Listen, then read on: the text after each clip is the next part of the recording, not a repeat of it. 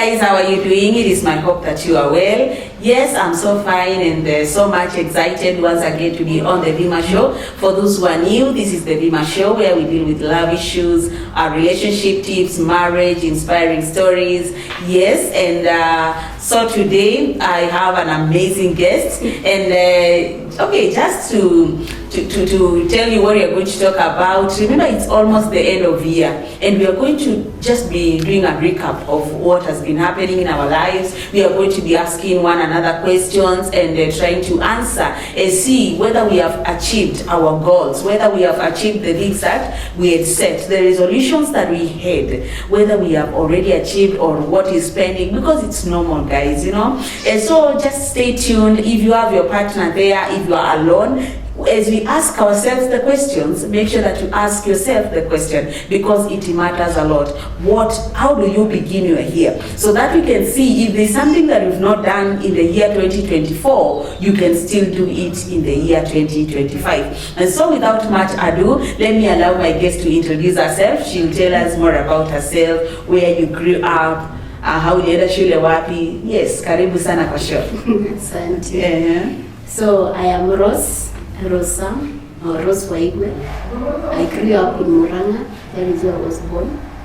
I went to Thiki Primary, Karingo Secondary, and all those people who are back home. They know. Say hi to them. I know they are going to watch your cousins, your yes.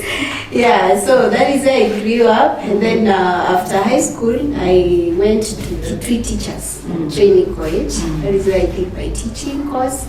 Then from there, I did some sales. Yeah, after college, I started doing some sales. I was a brand ambassador for some few companies for some few weeks, and then by the grace of God, I got a job in a private school. I did my first teaching there, and then from there Corona came, 2020. Yeah, I became a cashier in the supermarket. By the grace of God, I don't think I have had the struggles of life, you know, not having job. The grace has been so sufficient on my side. So then from being a cashier, I went back to school, the same school, after they resumed. I dropped the cashier job, I went back, because of course I needed experience in my career. Yeah. So I went back to teaching in the same school. After that, I did it for a while. Then in the year 2021, I got a job, now the permanent one, in TSC. And I was first posted at Mangu Primary School. So you did not tarmac? I did not. When did you conclude your education in college? Yeah, it was done by 2018. And 2021, you got a job. Yeah. Hey. Most people don't they are so most people are struggling out here. Yeah, sure. Oh my God, that is indeed a miracle. Yeah, it is the figure. You know, I've come across people, someone has stayed, mostly the primary school teachers, they have stayed around 10 years. Sure. Someone is already married, they have kids, they don't have a job, imagine. Okay. So yeah, there I got my first job, my first posting, which was all miraculous. Because when I tell people how it came to be, they actually don't believe it. Yeah. Most people want me to go down the story of I had this connection. Yeah, or you paid some money. And I paid this amount of money. And there are people that actually tell the niece is how I got the job. And they are like, Apana, you know, tell us. Tell us the secret. I think it's just because the way the world is right now. People believe that you cannot get anything without bribing or doing some corruption. So maybe just a little bit, so that it's okay. We have all the time. Yes, take your time. So I think it is in 2020 now. I'm going to jump right to how I met the man that I'm married to. I don't know whether I said it in the introduction. I'm married. Confirm that. I am married to a very good man, so to say. Somebody who is kind and very caring. There are very few outside there. Somebody who understands me for who I am and loves me for that. I hope he's watching. So can you tell him more? Tell him. I know he hears it, and I know that he's going to be very happy. And I'm not just saying it for the sake of it. He's really a good man. So I met him through a friend of mine. I just found them somewhere. Yeah.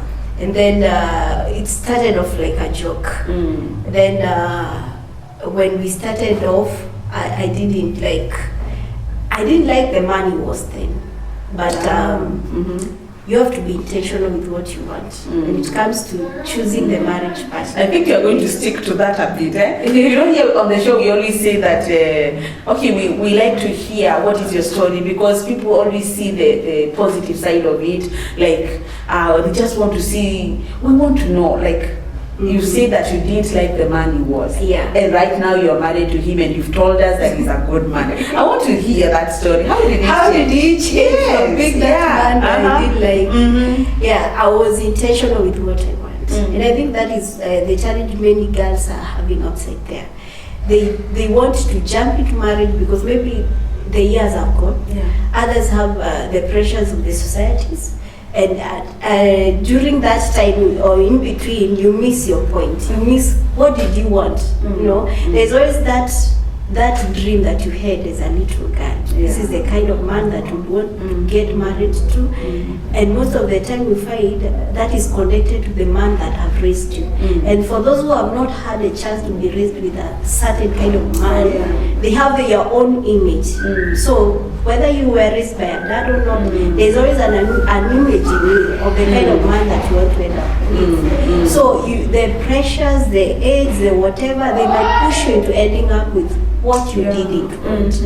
So it kept on. We were on and off. I would tell him, you are not the kind of guy I would want. You are too hyper. You would want a girl who is who has makeup all the time. I'm not that girl, you know, according to what I would, see him, And then when he came sorry to interrupt. Yeah. Take us back to, you've told us that it's so good for a lady to know what she wants. Yeah. What kind of a man did you want? Well, one of the most outstanding thing that I would look for in a man is someone who has a relationship with God. Because I wouldn't believe someone who doesn't love God would have the capacity to love me. So that is one thing that is outstanding for me. And in his life then, there is no aspect Oh, sorry. I know you're going to go sorry. But we want to help people here. That's There was no that, okay, let me not just be too harsh, but there wasn't that aspect of godliness in his life. So I wouldn't have gone or accepted him the way he was then. So when he was so persistent, even when I kept on telling him off, but I just happened to go through his Facebook pictures. And I landed on this one picture. There are times that you want to convince yourself. Now this man is too much. He doesn't want to let go. Let me look for just one reason to stay. And when I went through his FB pictures, I happened to find one picture in particular. He was in church. He had knelt, and he looked like he was really deep in worship. And I screenshot that picture. I sent it to him, and I tell him that now this is the guy that I would date. I would not date you, but this is the man that I would date. Guys, I mean ladies, are you listening? Yeah. So from that, whether he would start scheming on pretend to be that is, in fact, you just gave a whole story using one statement, and I think because he's wise, he noted that. So I from there he knew that this lady wants this kind of a man. So whether he has to start scheming on pretending to be that man, he knew he had to become that man. A man who has a relationship with God. And surprisingly, or miraculously, I don't know how to put it, but he started working on himself, working on his relationship with God, and he became too intentional. And I was taking you back to that story because he's actually a big part of why I got employed to TSC. He started sort of telling me that this year is not going to end before you are you are inducted in TSC. And that is now after you had started dating. Yeah, we started dating after I saw now this man is becoming intentional with the kind of man I want. He's really working on himself to become that man. He would ask me whether I prayed in the morning. He would make sure that I'm in church. He would want to know why didn't I go to church if I didn't. And of course, if someone is asking, they are doing it on their side. So I gave it a shot. So I said, let me give him a chance. And it started off like that. He would call in the morning hours. We would pray through WhatsApp calls. And our main prayer was getting inducted. At some point, I would feel like this man is forcing God things. I mean, people outside there, they don't have work.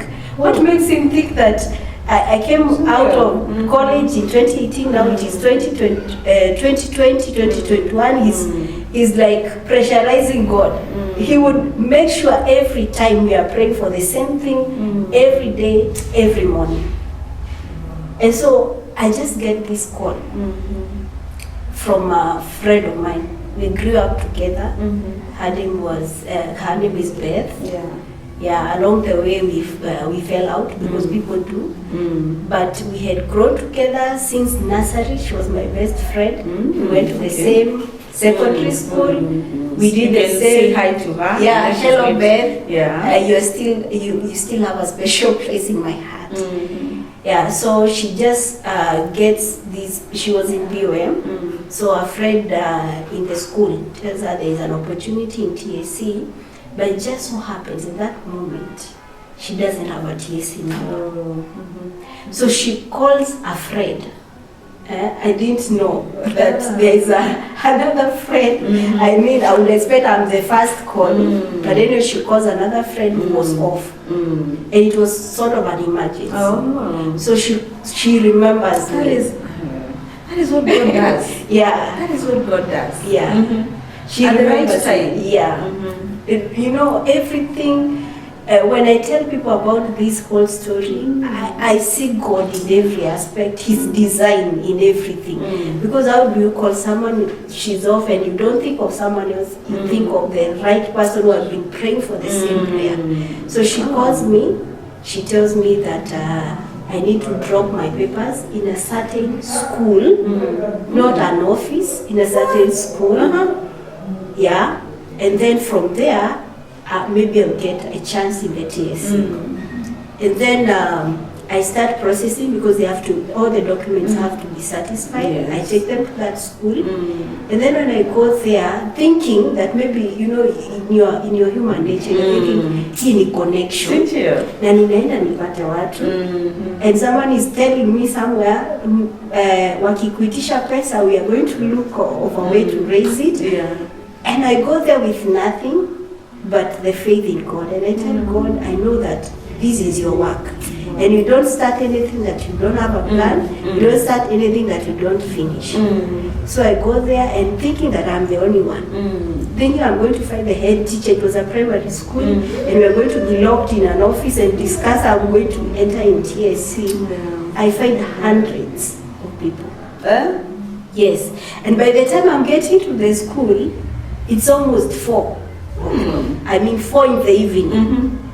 So there are so many people signing, writing letters, doing what? And are they looking for that one position? Yeah, and actually nobody's taking note that I have arrived. So I just get into the business. We are put in a hall. We are guided on what. Put this paper over this one, envelope them, and then leave them there, and then that is it. And it just so happens I have an interest in scouts, and the children in the school we are practicing outside there. So I say, let me go get a drill or 2 for my children. Then when I am there, a certain teacher comes. I got to learn later is the one in charge for the scouts. So we get to talk. He tells me he's actually the son of the head teacher of that school. Yeah. We exchange our contacts so that he can update me if something actually happens, because you have left documents. And so many of you. So many of us, you don't know whether you're going to get the job or not. Then 2 months down the line, the guy calls me. He tells me, did you get the job? And I'm like, what job? you left your documents. I mean, everyone you came with got the chance. Yeah, everyone got the job, and now I'm so devastated. Like, how did that happen? And then I talked to my fiancé then, and he tells me God is still working for us. And I tell him, how now? Everyone has been taken, everyone has gotten the chance, I didn't. So what do you expect will happen next? So he tells me we are going to keep on praying every morning for the same. We are going to keep on praying. And I tell him, maybe my documents are the only ones that are dumped in that office. I don't know how you expect God to do this, but God does it. I receive a weird call around 9 at night. Now I want you to see how God works. I mean, we are talking of GSC, and if it is TSC, you expect an early call in the morning. 8 to 5. 8 to 5, yeah. And then the person on the other side asked me a weird question. Did you look for a job? Were you looking for a job? And at this point, I don't know what job we are talking about. And as someone who is desperate and looking for work, I tell the person, yes, I was looking for a job, and I don't know what he's talking about. And he tells me, if you were looking for a job, meet me at a certain hotel that I'm not going to mention. And now you think, yeah, this is a scam. And the time that he talks of is also very weird. He tells me to meet him at 2 p.m. So that is saa 8. So hii ni kazi gani shweli? Kazi imeenda, I've never applied for kazi ya hoteli. So tuna meet kwa hoteli na ni saa 8 ya mchana. So I called my fiancé. He's in Kitui at that time. I'm in Moranga. He says, you know what?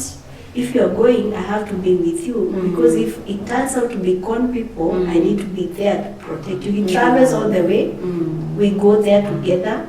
We sit in a hall, thinking that again we are the only ones. And you don't want to talk to anyone. You don't know who you are talking to. People come, keeps on piling in the room. You don't know who is seated next to you. You don't know whether this is the guy who was calling you last night, so you are very careful not to start any conversation. So we sit there for almost an hour. No one is speaking to the other person because I guess everyone came through the same call.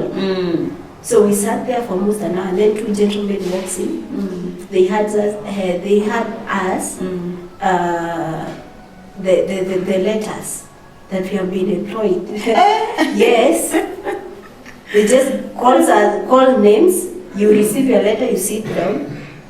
The form, not the letter, the form. You have to write the application form. They give us the application form. You get yours, you sit down. And then they guide you into writing. And then they tell us you have to wait for like 2 weeks. You'll be confirmed then. And then the guys just walk out. Then we go back home. Then 2 weeks, 3 weeks later, we receive another call telling us to go to the same place. We go there. That is when we got our letters now. Now these guys, these guys tell us, we don't want any money from you. We don't want any money from you. How do you thank us? You thank us by helping. If we post a needy child, maybe who doesn't have school fee or whatever, you raise the money for that child, you have thanked us. That is the only thanks we want from you. Every employer would be like that. Yeah. So you just find everything happens so miraculously. So my letter is written Kiambu. So I have to go to county government of Kiambu, the county offices of TSC. From there I'll get to sub-county. From sub-county I'll get the school. So when I just arrived there, there were so many people again lined up and all. And then I walk in the waiting area. I just sit down, and when I'm seated there, I see a familiar face. There was a particular lady who had come to our school, the private school that I was teaching, and she was so keen with the language teachers. She actually lectured the Kiswahili teachers. Why are you doing this? Why is Kiswahili not performing? And I was like, who is this girl?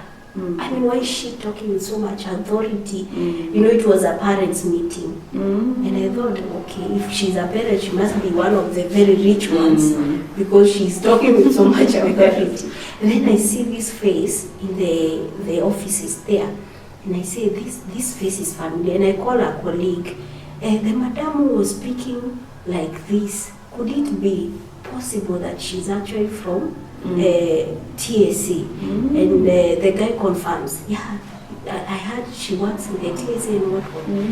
And so I asked for the contact because after I walked in the office, I was just wearing casual. I was told you have to come with the original letter, but the guys in that hotel told us you don't walk around with their original letters.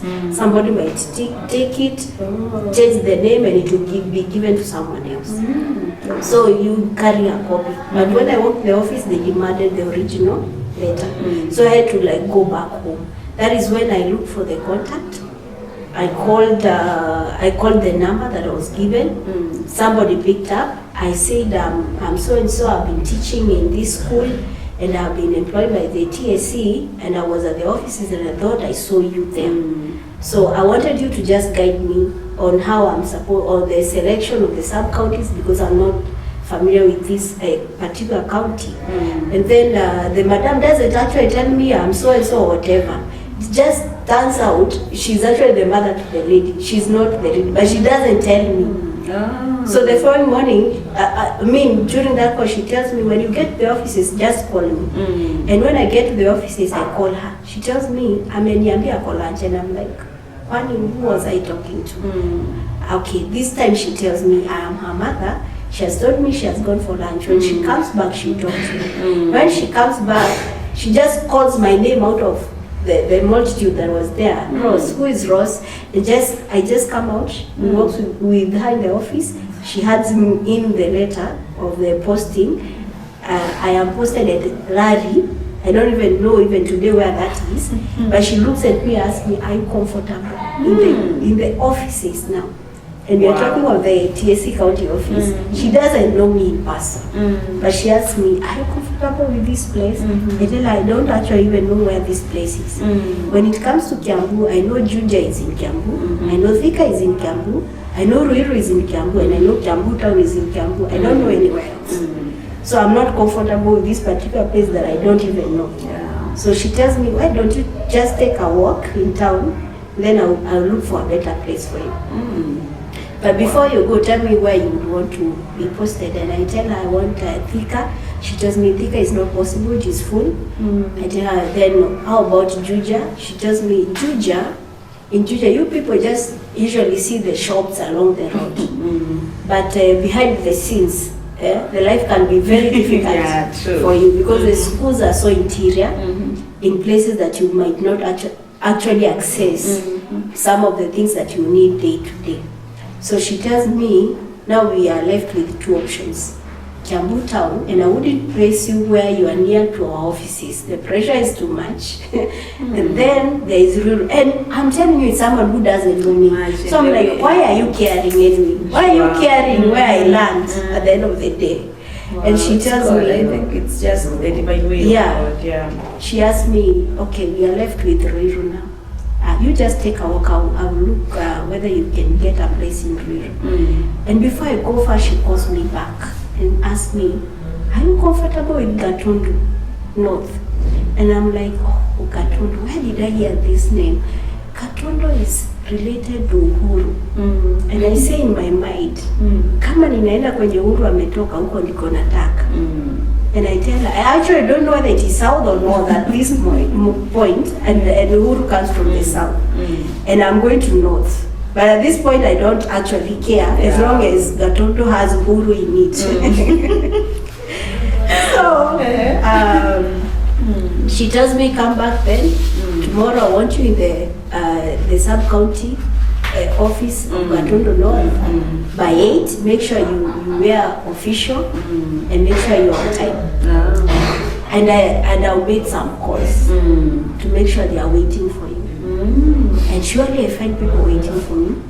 I sit in the sub-county director's office.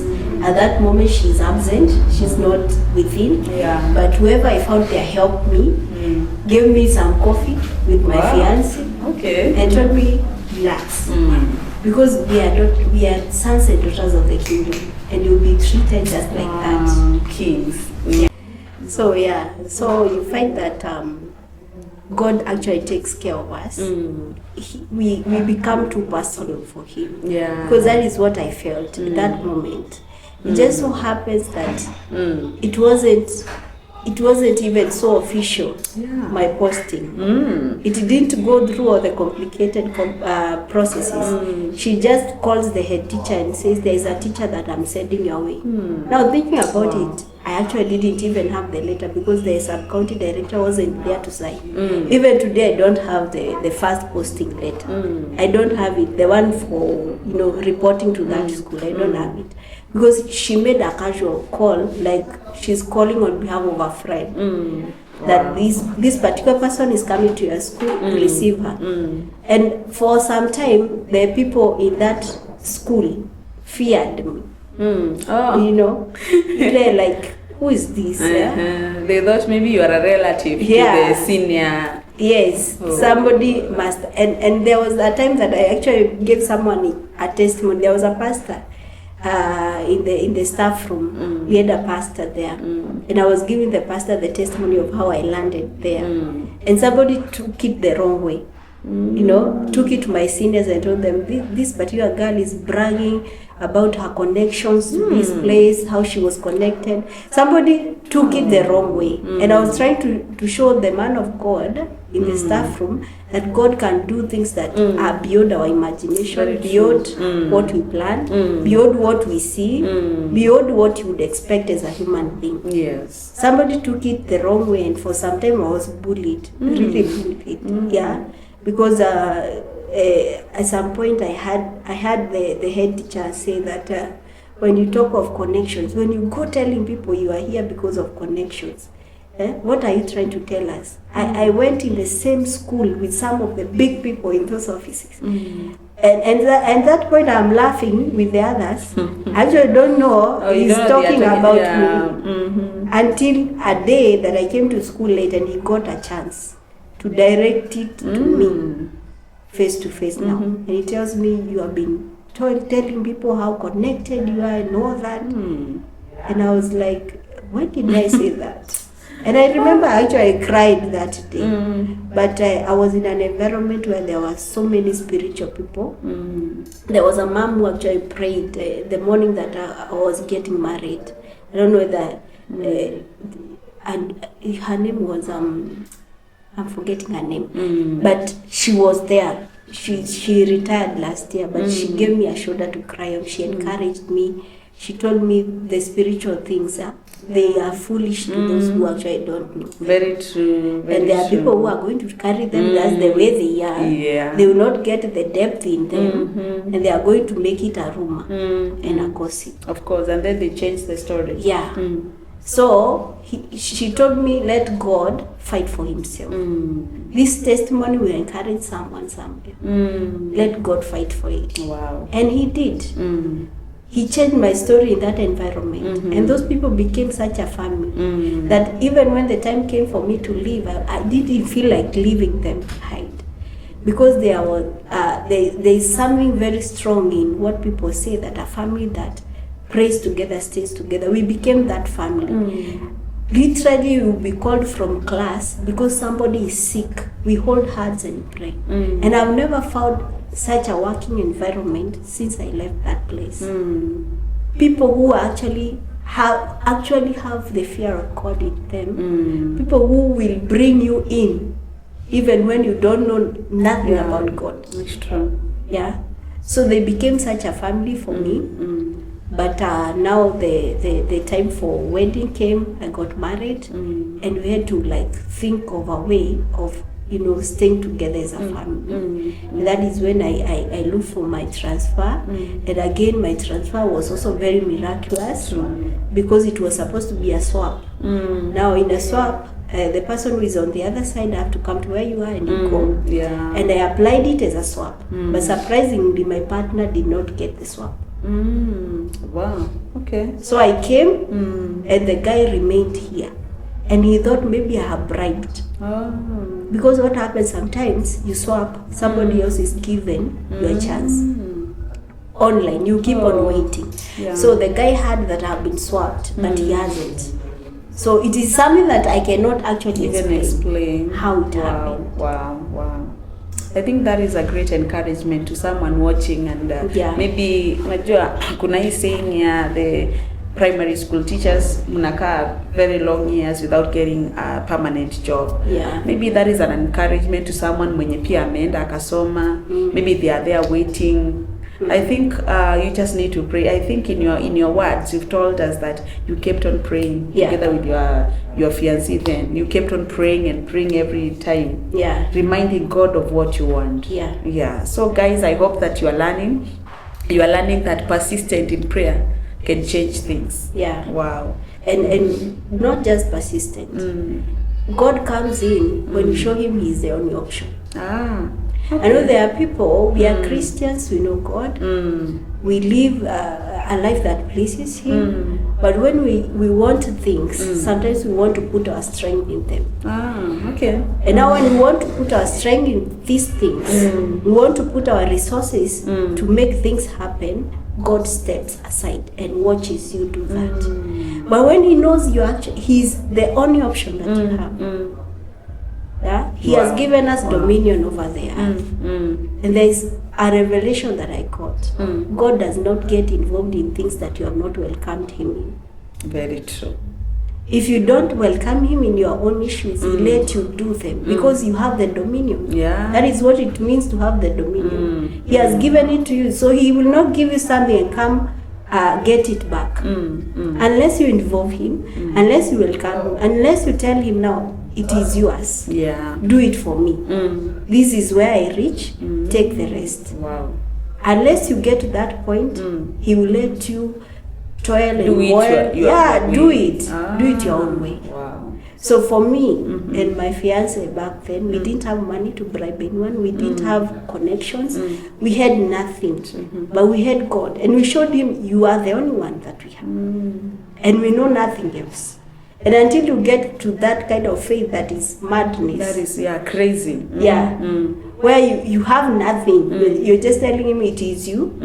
And I have done it before, you know. Wow. And I was sharing with people in my TikTok how crazy it was when I couldn't raise nothing for my college. And my mom then was admitted in hospital for meningitis, and people died in the same ward for the same, and she came out healed.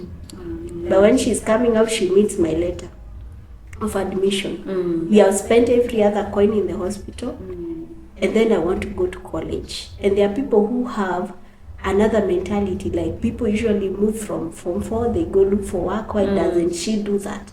Look for work to fund her college. There are people who we are not willing to support. We arrange a harambe. The harambe raises nothing that can take me to college. We wanted 78,000, but the harambe raises 9,000. That is not even fair. So we come to college for admission and all that, and then we go back home. And when we are going back home, I actually watch my mom suffer. Akimove na files, akijaribu kuangalia kama watani-admit and all that. And when we are waiting there, a guy comes. Somebody I didn't know. Alikuwa anaitwa Samuel, just like my husband. But I didn't know this guy. He says he's from Bungoma. Akaniambia, mimi nimekuja kuadmitiwa. I have hustled for this money. I had only 40,000, but they have refused to admit me. And when he's talking like that, I have nothing. So he's talking of 40,000, and I know tushatumia fare. Kwa hivyo hata ile 9K si 910. So he's telling me wamekataa kumadmit, and I'm like, okay, why are you telling me? I actually don't talk to him. I let him talk. He continues talking about his frustrations, and then he looks at the parking, and he says, you see those guys who are parked big cars there, they are here to buy the positions of those people who will not be able to get admitted. But he tells me, yours nobody's going to take it from me. Now at this moment, I look at him. All the time he was talking, I was not concentrating. Yeah. And this time I'm like, okay, what did you say? He says, yours, nobody's going to take. He's not actually talking about himself. And I recognize that voice. That is not his voice. That is God telling me. When at that moment when I'm giving up, at that moment when it is feeling like it is all lost, and this guy is talking of 40,000 that I would wish he would give me. I add to my small money and I would have something. Then he tells me no one is going to take your position, and I tell Mom we are going home. She's like, to do what? What haven't we done? You know. In our human capability, we try to raise, we call the community in. Now, where else we look for money? So I tell her we are going home and I'm coming back after 2 weeks. And she's like, after 2 weeks, what will you do that we haven't done? So we go back home and I disappear for 3 days. I did something I have never done. I don't think I have ever actually even tried it. After that, you disappeared. Not really. I told my best friend Beth that I'm going. Then I thought when I was on my way, because I carried a Masai shuka, a 3-liter bottle of water, and a Bible.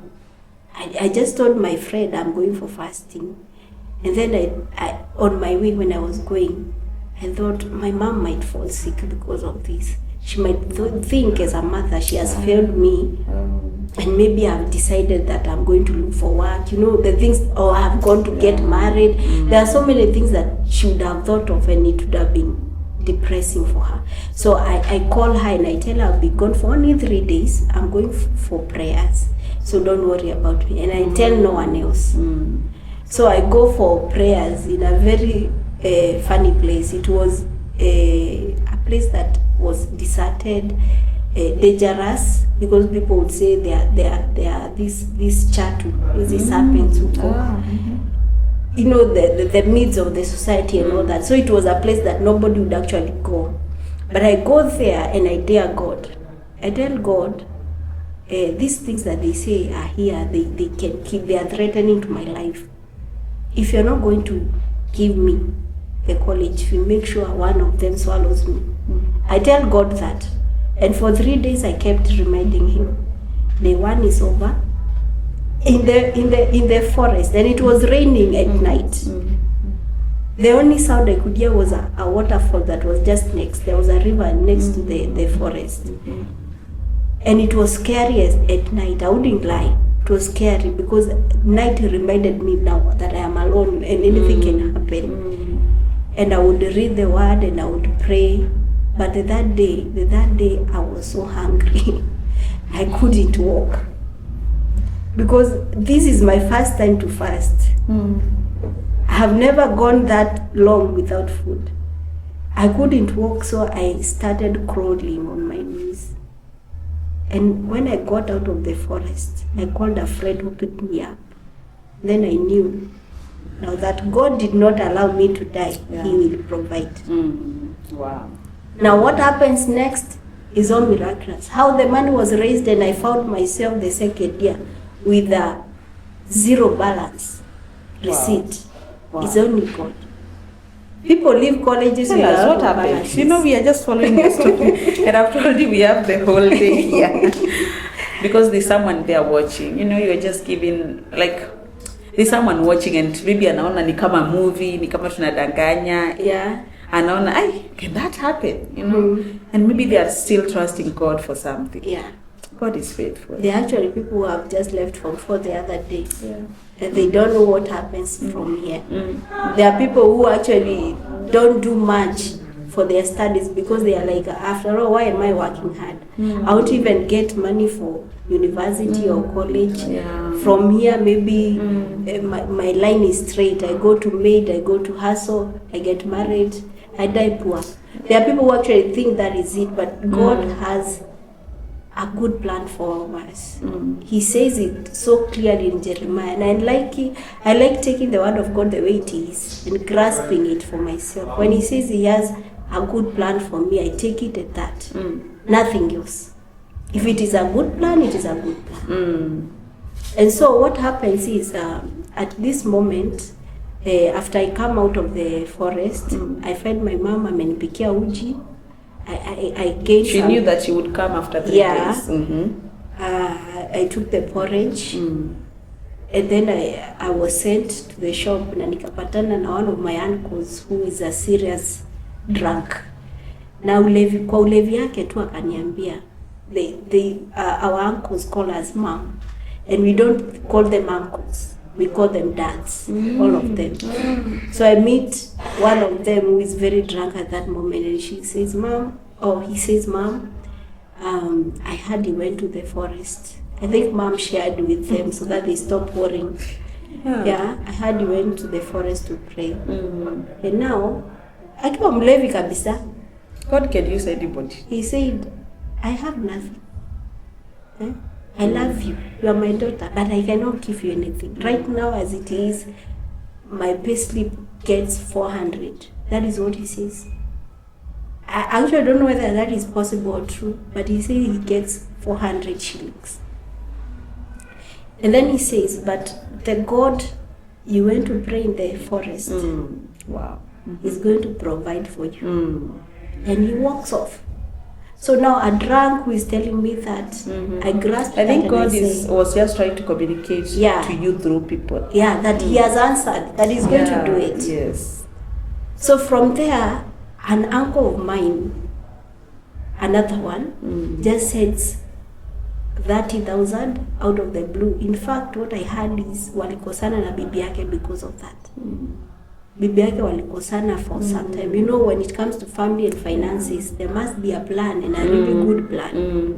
And at this time, he just does it, and he had the money even before, even when I was going for those things. But he does it, even himself doesn't know why he's doing it. And it puts his marriage at risk. You know?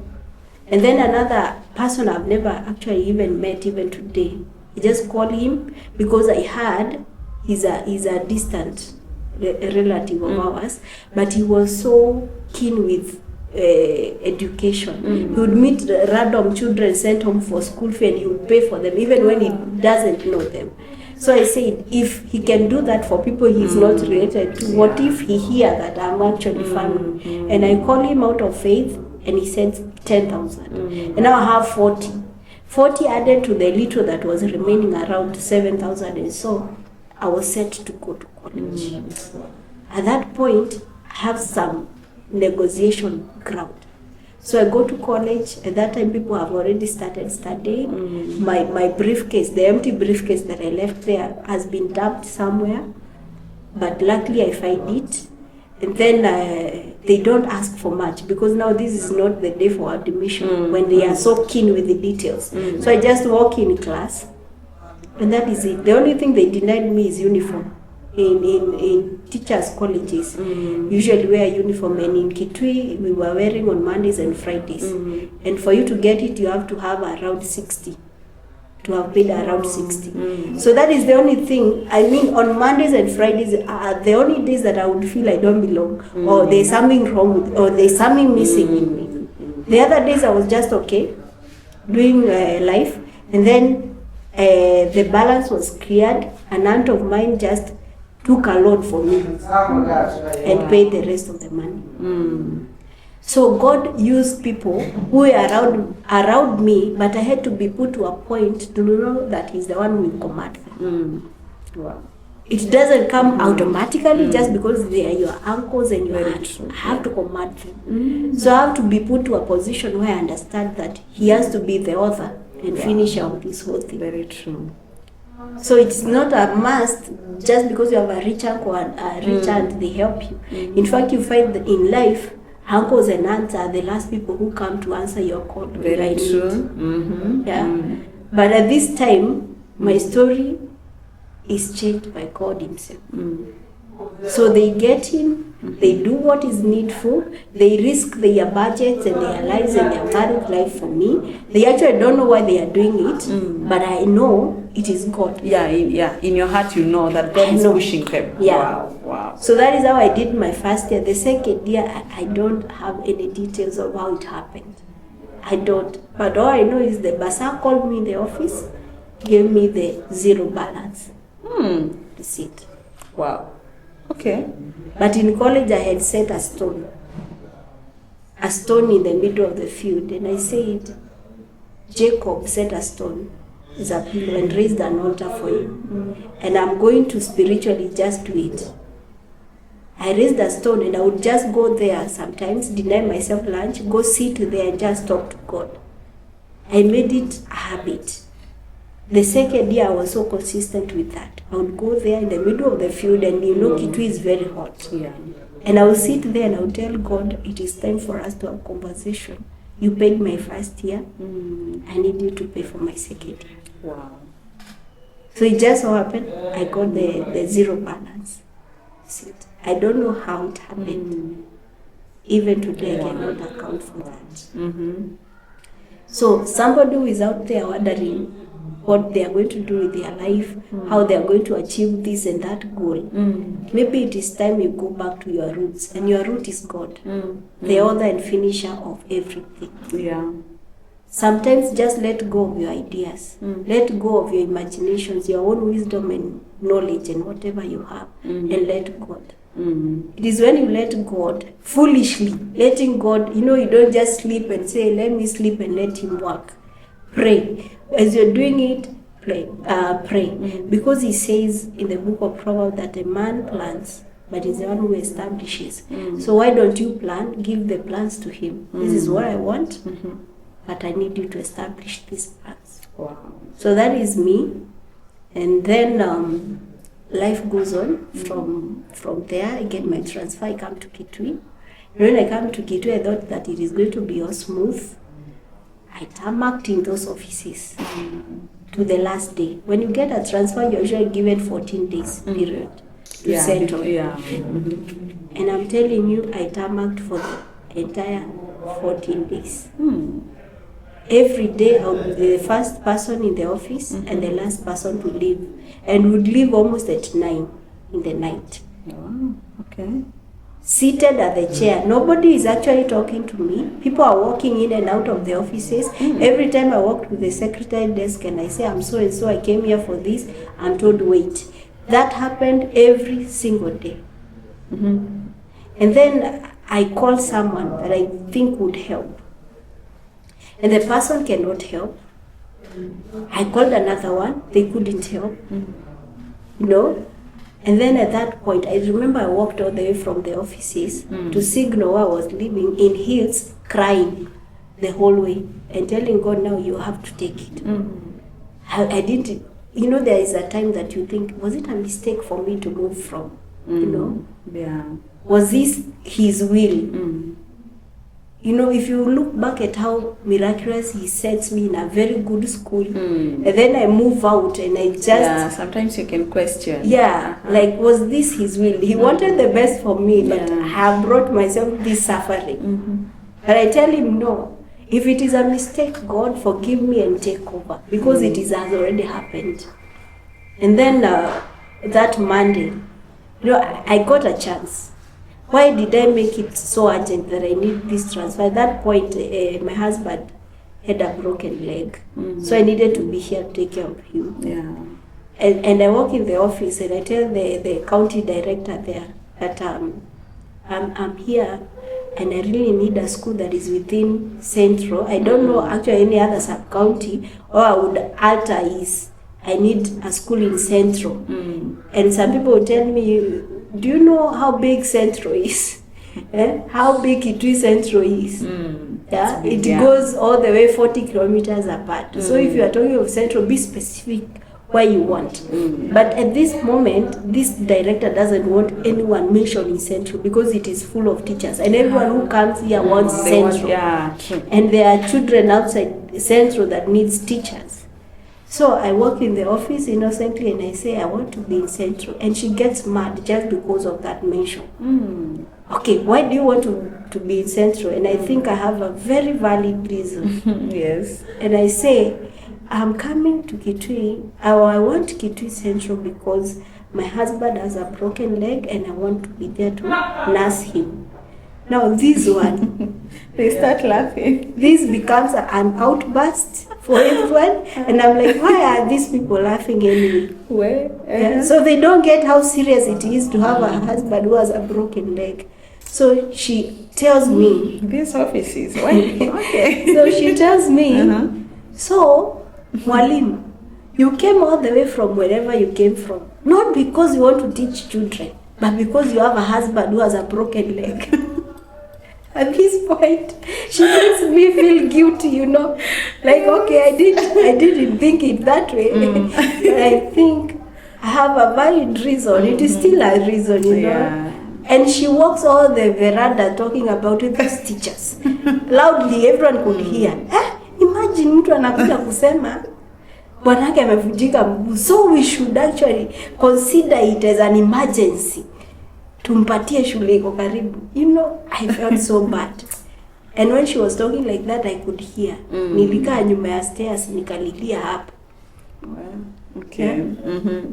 Then that Monday, I meet the same person. And then she's like, okay, you are here again. And I tell her, today is actually my last day. And where were you the whole week? Okay. Yes, and I was there every day. Where were you the whole week? I mean, I posted people at Katulani. That is the nearest that you could have gotten. Now, the only chance that you have is in Ikuda. I don't actually even know where Ikuda is. But at this moment, I have actually given up. And I'm like, take me wherever. You know, take me wherever you can. I'll be okay with it. And she tells me, okay, sit outside there. Let me check whether there is any chance. At least unaweza pata motomu. So I go outside. And when I'm seated there, I feel a lot of peace. I feel a lot of peace inside me. I mean, I've struggled the whole week. My energy have been drained. So I sit there and I tell God, I'm comfortable with whatever you decide for me. At that moment, the other teachers arrive. I used to get there very early. Wow. She called me in the office and she says, there's a woman that I met there. There's a lady that I met there. So I need to serve you very fast to that guys. There was no one else. She was talking about me. She tells me now, Katulani is full. She mentions names of places that don't have space. She sends me outside again. When I'm seated there now, the secretary comes and tells me, go and pick your letter the other side. At this time, some teachers we were tamaking with there have arrived. And one of them picks the letter before I can actually read through it, takes the letter from me and says, God loves you. And I'm like, why? Kwanini? Chanika, it's just here. Iko kwa highway. Yeah, wow. I'm like, I thought I was going to Ikuda and Motomo. So which highway are you talking about? And in fact, I don't know the direction. So ninarudi towards where my shop is. Nikifikiria ni highway that nitaenda that route. And then I'm told, no, it's not that way you have to go. So I take the bike and I go there. And that is how I start teaching in that school. Then I think I'm settling. And then the challenges come along the way. And I'm given a transfer. And I think that is one of the challenges that I've had to face this year. Because I was settling in. I just got the school in July. And now in February, a normal day like any other, I go to school and then I'm handed in a letter. Out of the blues. Without any explanation? Without any explanation. I'm told you have been transferred to another school. And now this is where you keep asking yourself. You go back to, was I right to get the transfer from Kiambu? Or is this a punishment for what I did? Yeah. And again, how I got this one, and a woman says God loves you because you have gotten a very good school. I felt this is my miracle. So who has a right to take it from me? So I take some days off and I tell, again you will be given the 14 days. I decide I'm not going to report to that school until I hear from God. And at this moment, God is silent. He says nothing. Mm. I was complaining about this and that. My days there were not peaceful. There will be, so many things happening, but I will still want to cling to the fact that it is a miracle because it is in the town. It is near town. Mm. Because there are times that you will think something is a miracle and you want to give yourself reasons that this is a miracle. Because it was a blessing from God, it can never be followed by sorrow. So I'm going to swallow every pain that comes my way. But this is not... that is most of the time human beings are like that. Yeah. You are clinging to something and yet God wants to take you to another level. Yeah. He wants to shift you to another glory, but you cannot see that. And so when I'm feeling that God is actually not saying anything, I tell myself, if He's not talking to me, He will talk to my spiritual father. So I call my pastor and I tell him this and that happened, and I was in tears. But do you know what he said? He just tells me, it is well. It is well. That is it. And I feel like this is not enough. This is not what I want. Yes. I want someone who can feel my pain and go with it. And tell me this was very unfair. But it doesn't. According to you feel that maybe when they try to put themselves in your shoes. And understand what I'm going through. But he says it is well. When God transfers you, there is a greater reason to it. So it is well. Okay, this time I look at the days that are remaining. They are around 3 days. Now the head teacher of the previous school is worried. These people don't know how I landed to that school again. There's always that fear that this person might be coming from, very high places, that might compromise them. So she calls in person and asks me, did you report to the school? And I say no. And I think because of the fear, I'm called by the sub-county director almost immediately. And she threatens me. Yeah. Okay. She tells me, your salary will be reduced. I don't know what. So I decide, let me just go and report. And when I report, the head teacher of that school wasn't there. So I call her and she says, you just leave everything there, report on Monday, then we'll pick it up from there. That is when I'll be available because I reported on a Friday. And she comes and we sit down and now something happens.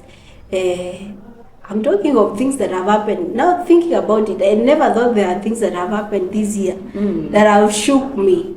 But these one actually shook me. So I'm sitting because of course, as we started our show, we said that we are going to do a recap of the year, the things, and that is one of the questions, by the way, that I was supposed to ask about the scariest or the shocking things. So we sit with this head teacher. She listens to me, my frustrations. She will, of course, want to know why did you get the letter at this time and you didn't report immediately. And I said, I went there actually on a Sunday to just look at the school and give myself a reason to want to be there. And what I found in that school shocked me. How was it? The school is very small. The compound is very small. There are homes inside the school compound. There are people who are living inside the school compound. There's only one toilet for the teachers, a very tiny toilet. And then there are some of the classes that are in bricks that doesn't have doors, nor do they have windows. Now you're talking about someone who have come from Mangu Primary School to a school in the middle of a homestead.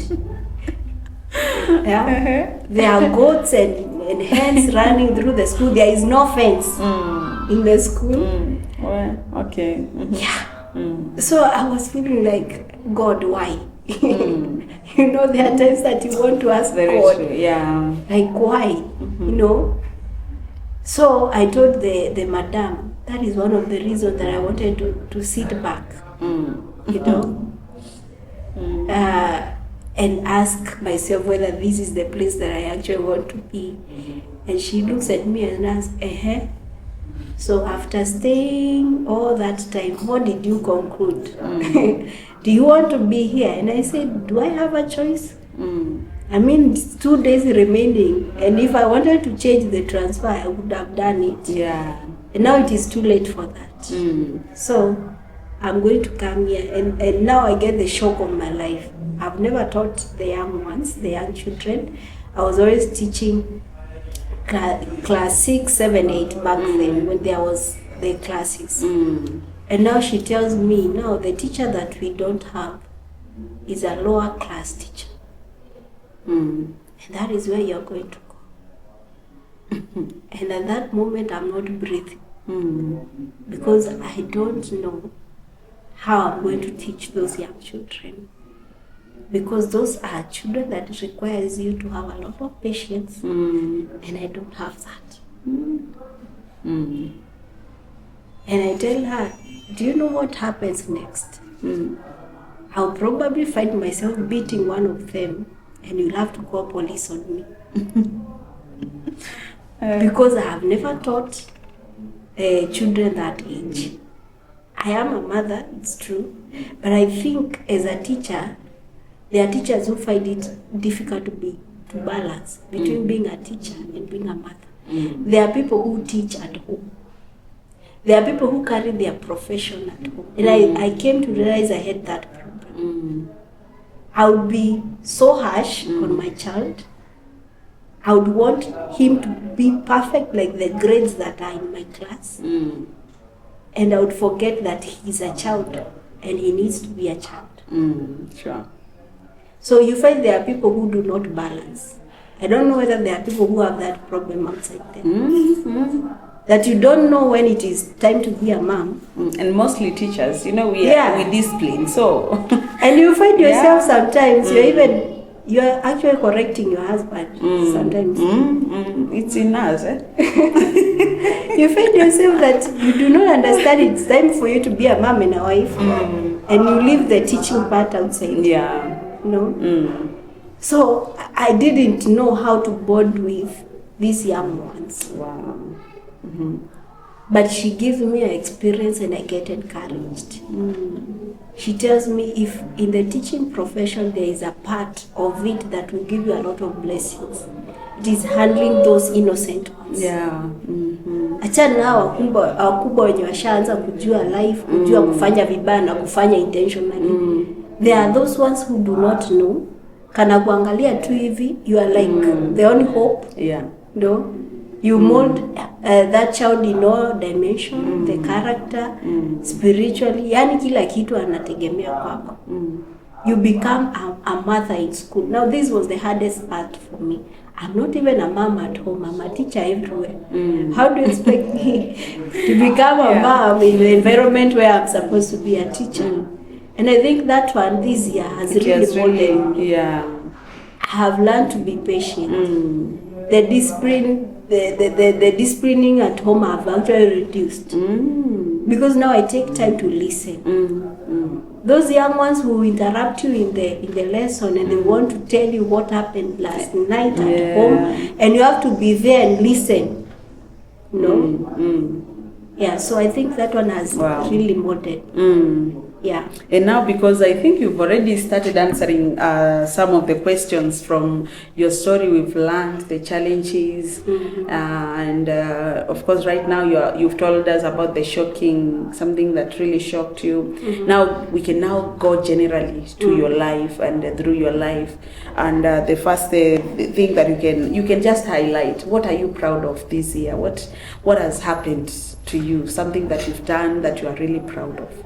Okay, so maybe not to just specifically talk about me as a person, but there's something that I was praying for, and it happened.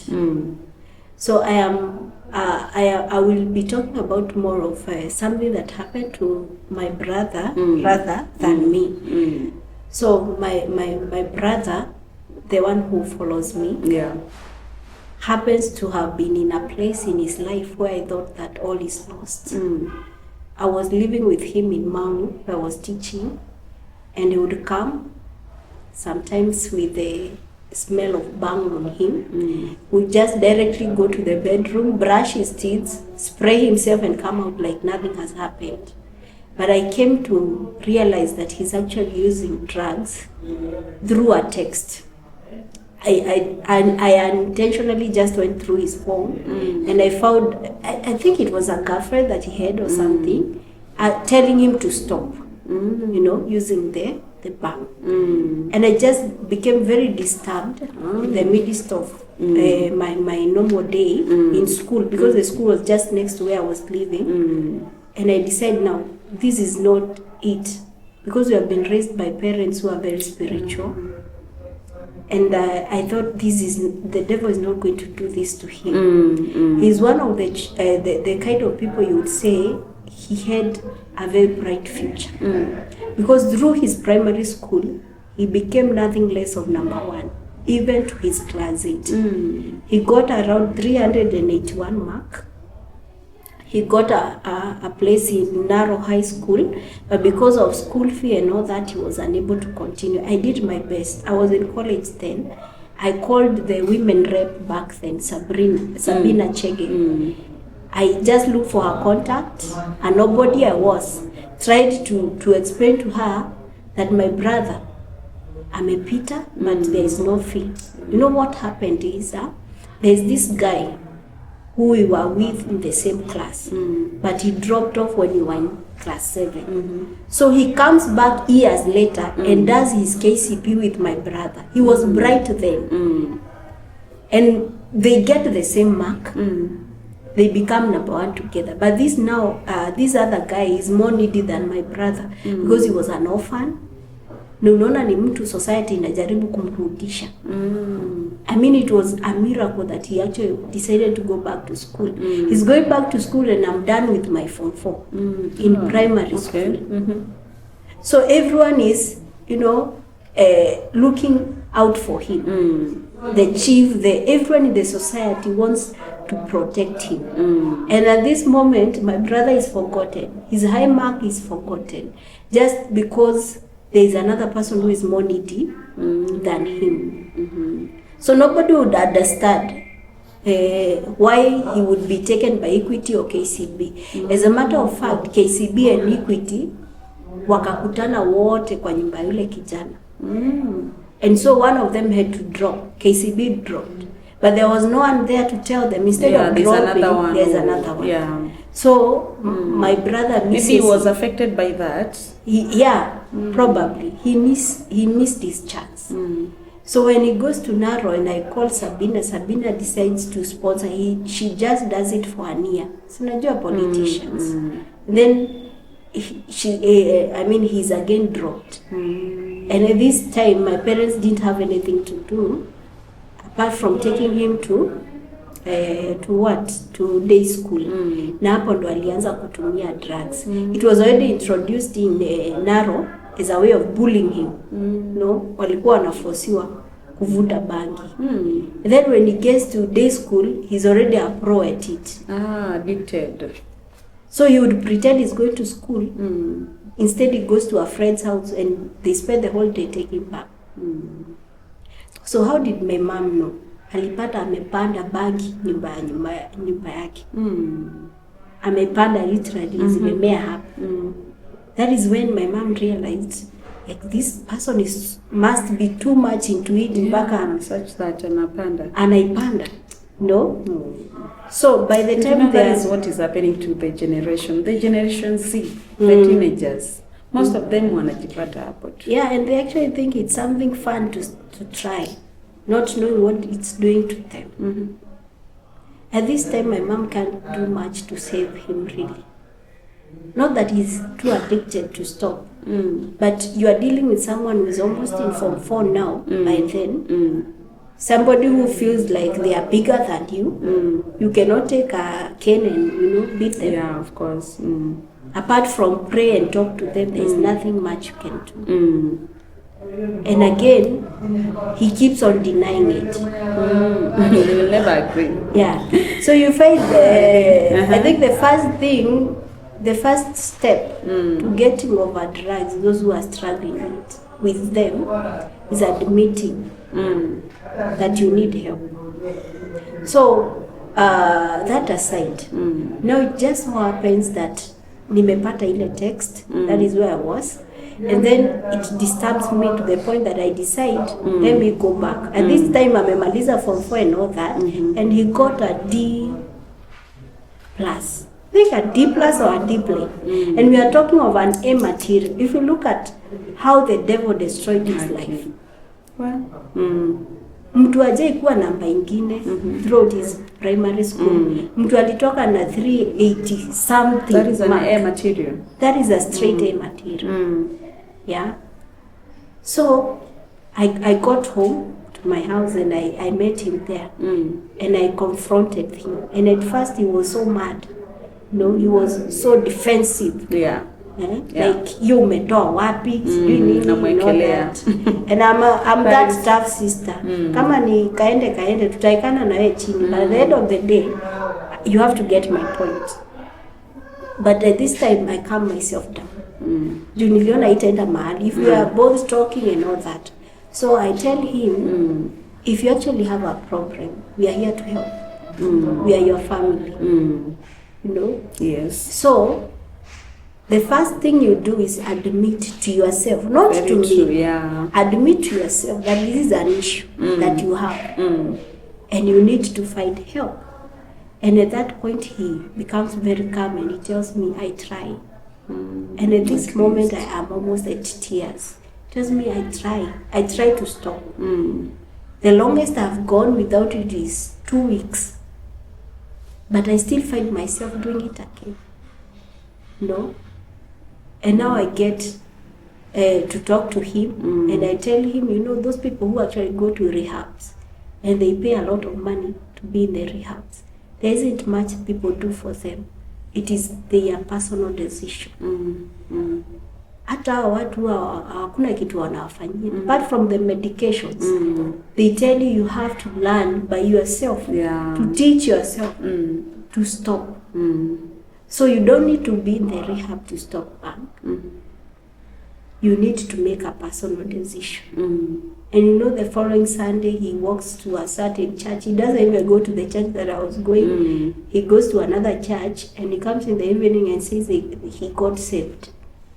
And you know, I thank God for that. Though I don't have evidence of it, it's just a hearsay. It's just telling me he got saved. But at least he tried. He tried, So my brother was so affected.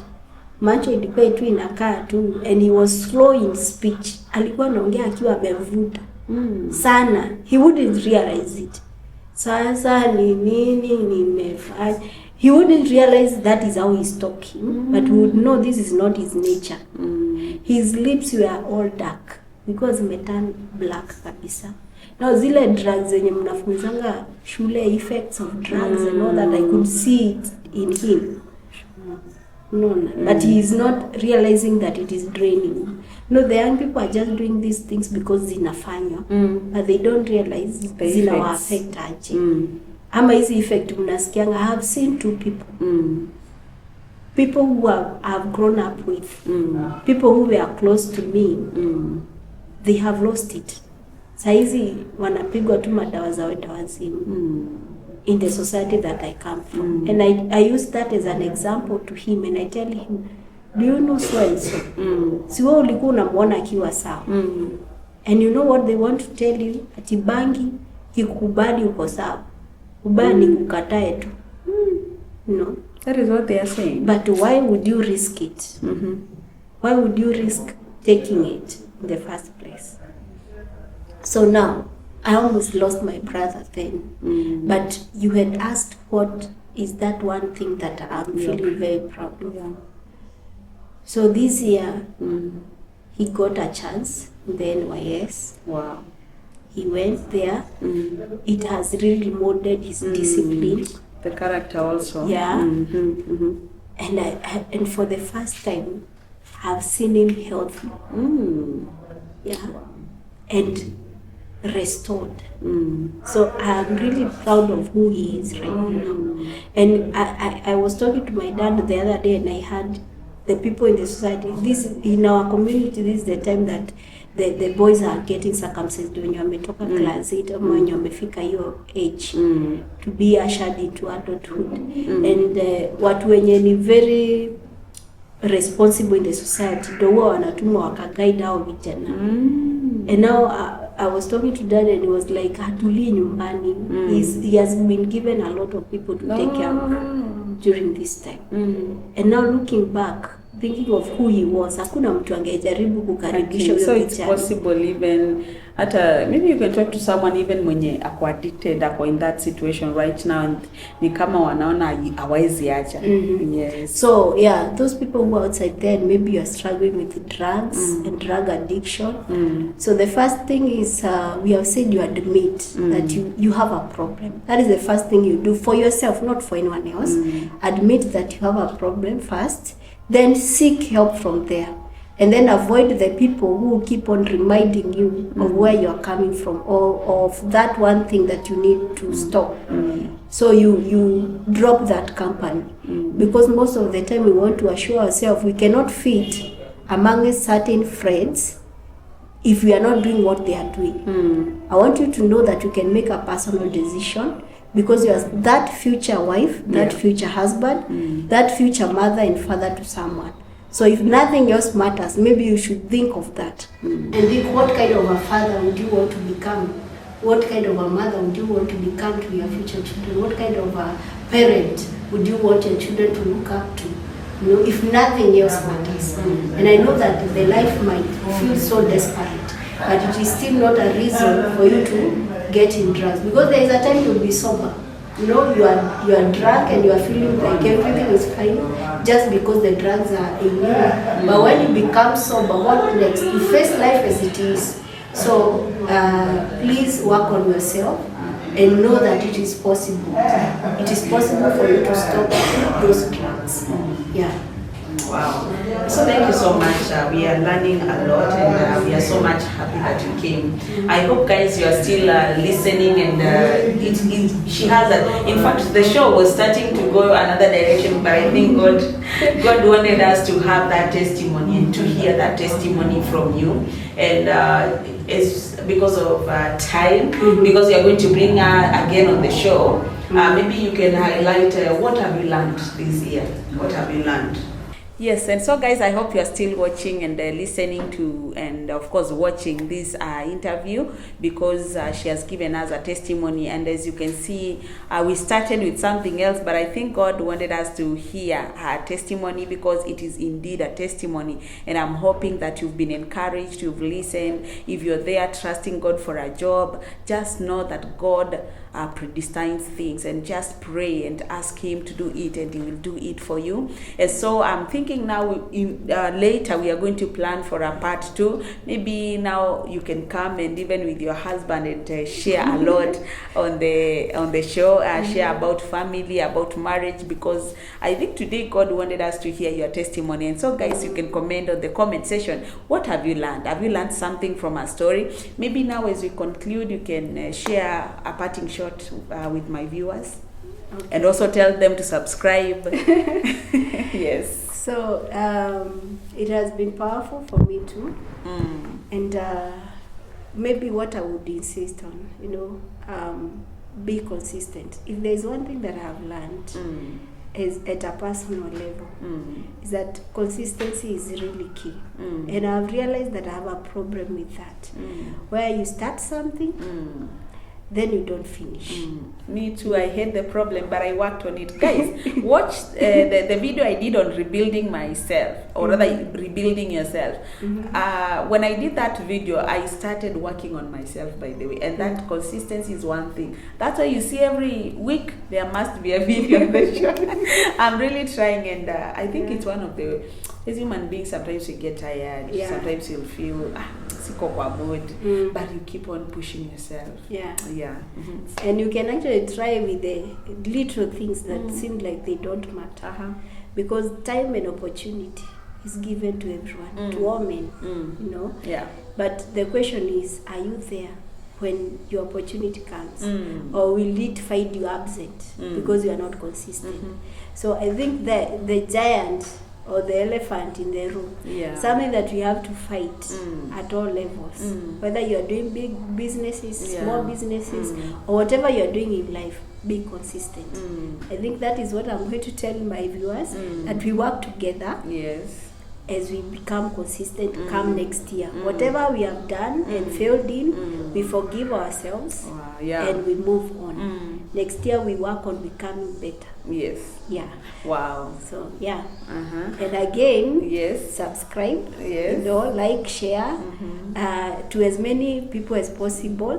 Whatever we have talked about here is going to help someone. If it's not going to help you, please share it to others and make sure you're always there to watch the Vima show. Wow, thank you. She's also a businesswoman. You can share the business that you, together with your husband, whatever you do. Okay, yeah, I'm in business together with my husband, though he's the one who is mostly there. Yeah, we do printing, branding, all sort of branding, t-shirts, banners, anything that you bring our way, we deliver. So yeah, what is the name of the?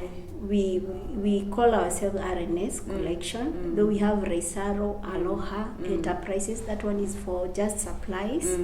Yeah, if you need any supplies, we work with that one. But this other one, the RNS, is for branding. Yeah. And also you sell? I sell clothes online, ladies clothes. Yeah, I have a platform that we call Divas Collection. Yeah, so make sure that you see her. And thank you for coming on the show. I'm so much excited and I'm so much happy for the time we've had here. May the Lord bless you. Amen. And keep on, you have a story to inspire.